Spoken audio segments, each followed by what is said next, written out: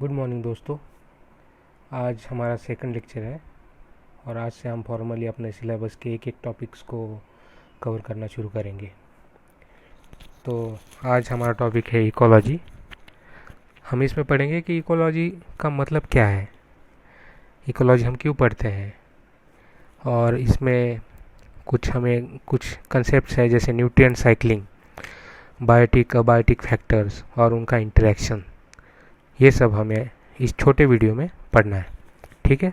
आइए तो चलो हम शुरू करते हैं। इकोलॉजी जो वर्ड है ये ग्रीक वर्ड है, ग्रीक वर्ड ऑइकोस। ऑइकोस का मतलब है एनवायरनमेंट। लिविंग ऑर्गेनिजम्स जहाँ रहते हैं, the place where living organisms live. Oikos का मतलब है एनवायरनमेंट और लॉजी का मतलब है स्टडी। तो इकोलॉजी में हम एनवायरनमेंट की स्टडी करते हैं। एनवायरनमेंट में जो लिविंग ऑर्गेनिजम्स है उनमें जो इंटरेक्शंस है, इंटर रिलेशनशिप्स है, एनवायरनमेंट में जो लिविंग ऑर्गेनिजम्स है उनके इंटरेक्शंस है, उसकी स्टडी करते हैं। अब एनवायरनमेंट में लिविंग ऑर्गेनिजम्स जब रहते हैं वो इंडिविजुअली और अकेले नहीं रहते हैं, they interact daily and each and every second, each and every minute. मैं आपको एक एग्जांपल्स के ज़रिए आपको ये दिखाता हूँ। नेचर में ग्रीन प्लांट जो है वो सॉइल से जनरेट होते हैं, वो सॉइल से ही न्यूट्रिएंट्स लेते हैं, जैसे नाइट्रोजन है, फास्फोरस है, पोटेशियम है। ग्रीन प्लांट्स एटमॉस्फेयर से गैसेस लेते हैं जैसे CO2, O2, और सॉइल से वो वाटर भी लेते हैं। वाटर का यूज़ वो एज ए मीडियम करते हैं। तो ग्रीन प्लांट जो है वो सनलाइट का यूज़ करते हुए अपना फूड खुद प्रोड्यूस करते हैं। So they are called as autotrophs.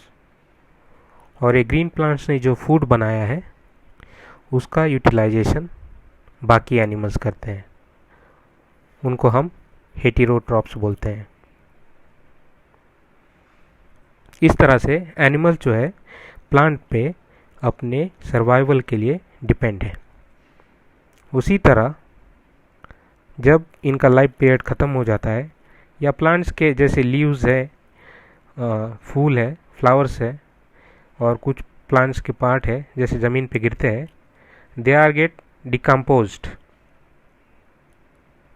And degraded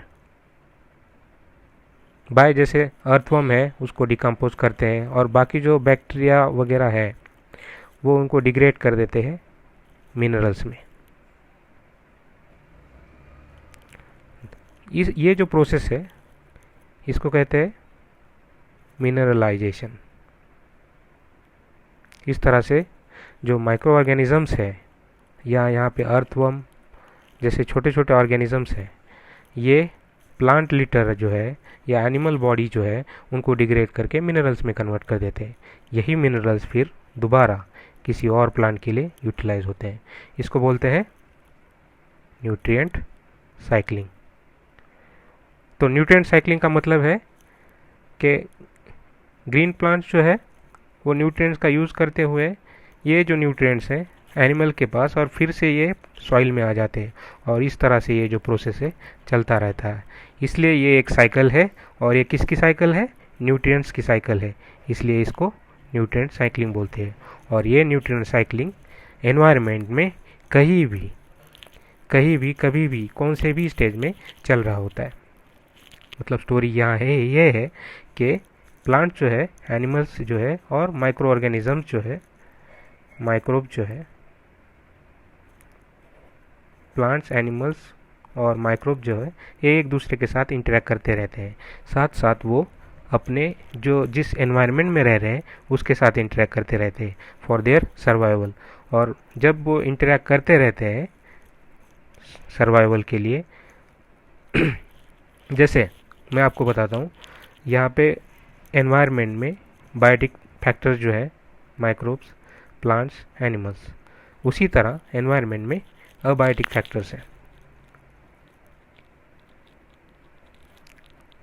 तो ये अबायोटिक फैक्टर के साथ इंटरेक्ट करते रहते हैं। तो इकोलॉजी का मतलब ये है कि study of relationship of organisms with each other, ये ईच अदर के साथ इंटरेक्ट करते हैं, and with their environment. Study of relationship of organisms with each other and with their environment. Environment में क्या होता है? Abiotic factors.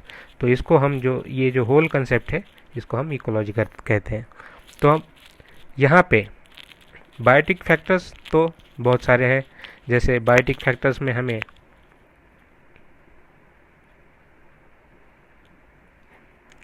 प्लांट्स हैं, एनिमल्स हैं, बहुत सारे माइक्रो ऑर्गेनिजम्स हैं। तो माइक्रो ऑर्गेनिजम्स के भी टाइप्स है, एनिमल्स के भी टाइप्स है, प्लांट्स के भी टाइप्स है। तो ये बायोटिक फैक्टर्स बहुत सारे हैं। वैसे ही अबायोटिक फैक्टर्स हैं। अबायोटिक फैक्टर्स में भी बहुत सारे हैं, बट इनमें कुछ इम्पोर्टेंट अबायोटिक फैक्टर्स हैं। जैसे लाइट है, सॉइल है, वाटर है, फिर टेम्परेचर है। ये इम्पोर्टेंट फैक्टर। और ज़्यादा जो अबायोटिक फैक्टर्स है, जैसे रॉक है, फिर ह्यूमिडिटी है, फिर गैसेस है एटमॉस्फेयर में। तो ये सारे इम्पोर्टेंट फैक्टर्स हैं। हम यहाँ पे कुछ 4-5 इम्पोर्टेंट अबायोटिक फैक्टर्स की बात करने वाले हैं, क्योंकि ये ज़्यादा अफेक्ट करते हैं बायोटिक लाइफ पे। ठीक है, तो पहला वाला है टेम्परेचर। टेम्परेचर बायोटिक लाइफ पे, ये जो बायोस्फीयर है, ये जो ऑर्गेनिजम्स है, इनके ऊपर काफ़ी असर करता है। हर किसी ऑर्गेनिज्म का एक ऑप्टिमम टेम्परेचर होता है। ये क्या है? ऑप्टिमम टेम्परेचर होता है, क्योंकि हमारी एंजाइमेटिक एक्टिविटी जो है, हमारी जो एंजाइमेटिक एक्टिविटी है, एक ऑप्टिमम टेम्परेचर पे सबसे अच्छी होती है। तो हम ये जो ऑर्गेनिज्म जो है, ये थर्मली सेंसिटिव होते हैं और इनका एक थर्मल टॉलरेंस होता है। अगर ये जिस एनवायरनमेंट में रह रहे हैं उसका टेम्परेचर अगर कम होता है, फिर भी उनकी मेटाबॉलिक एक्टिविटी पर असर पड़ता है। अगर टेम्परेचर ज़्यादा भी होता है, फिर भी इनके मेटाबॉलिक एक्टिविटी पे असर पड़ता है, और उनका सर्वाइवल जो है वो डिफ़िकल्ट बन जाता है। अगर हम उसको ऑप्टिमम टेम्परेचर दें तो उसका सर्वाइवल अच्छा रहता है। तो हम यहाँ पे कुछ टर्म्स का यूज़ करने वाले हैं, वो आपके प्री में काम आएगा। जैसे यूरीथर्मल। जो कुछ ऑर्गेनिजम्स है, इनका टेम्परेचर रेंज होता है वाइड टेम्परेचर रेंज होता है। तो वो किसी भी टेम्परेचर में एडजस्ट कर लेते हैं। और कुछ जो ऑर्गेनिजम्स है, वो उनका जो टेम्परेचर रेंज होता है वो कम होता है, उनको बोलते हैं हम स्टेनोथर्मल। इनका टेम्परेचर रेंज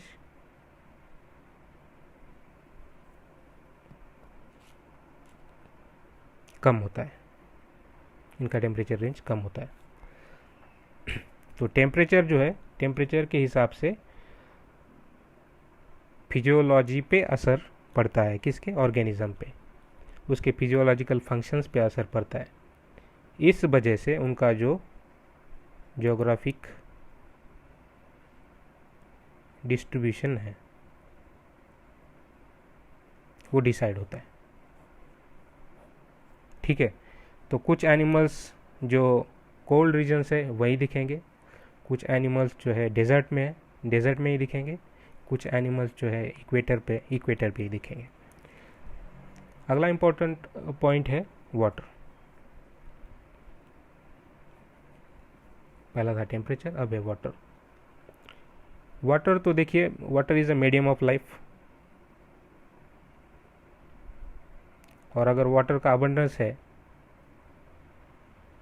तो वहाँ पे प्रोडक्टिविटी, प्लांट्स की जो प्रोडक्टिविटी है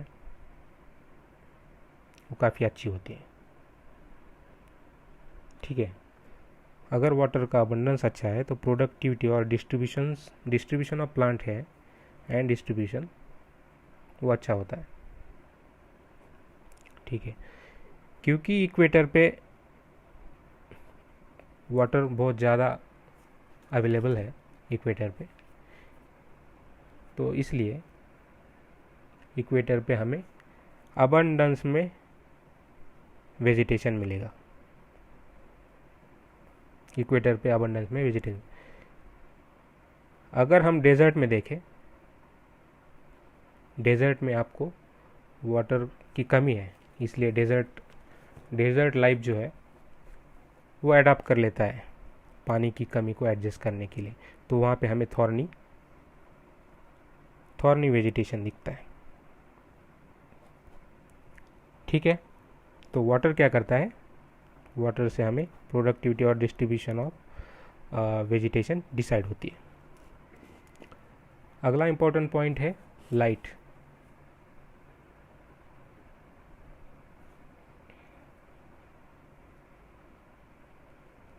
देखिए, लाइट तो बहुत इंपॉर्टेंट है, क्योंकि light is necessary for photosynthesis, और लाइट का एक और यूज़ होता है फोटो पीरियड। फोटोसिंथेसिस से ग्रीन प्लांट जो है अपना फूड प्रोडक्शन करते हैं, और फोटो पीरियड जो है मतलब लाइट का अवेलेबल होना, उस हिसाब से माइग्रेशन डिसाइड होता है। ठीक है, जी कितनी लाइट है उस हिसाब से माइग्रेशन डिसाइड होता है, और रिप्रोडक्शन साइकिल जो है वो डिसाइड होता है। ठीक है, लाइट हमें फोटोसिंथेसिस के लिए चाहिए। ग्रीन प्लांट जो है लाइट का यूज़ करते हुए अपना फूड प्रोडक्शन करते हैं। अगर ये नहीं होता तो लाइफ सस्टेनेबल नहीं होता।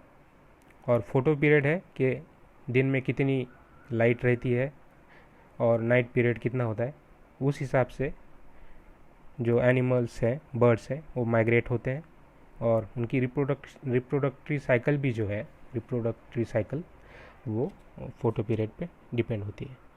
अगला इम्पोर्टेंट पॉइंट है सॉइल। सॉइल एक ऐसा फैक्टर है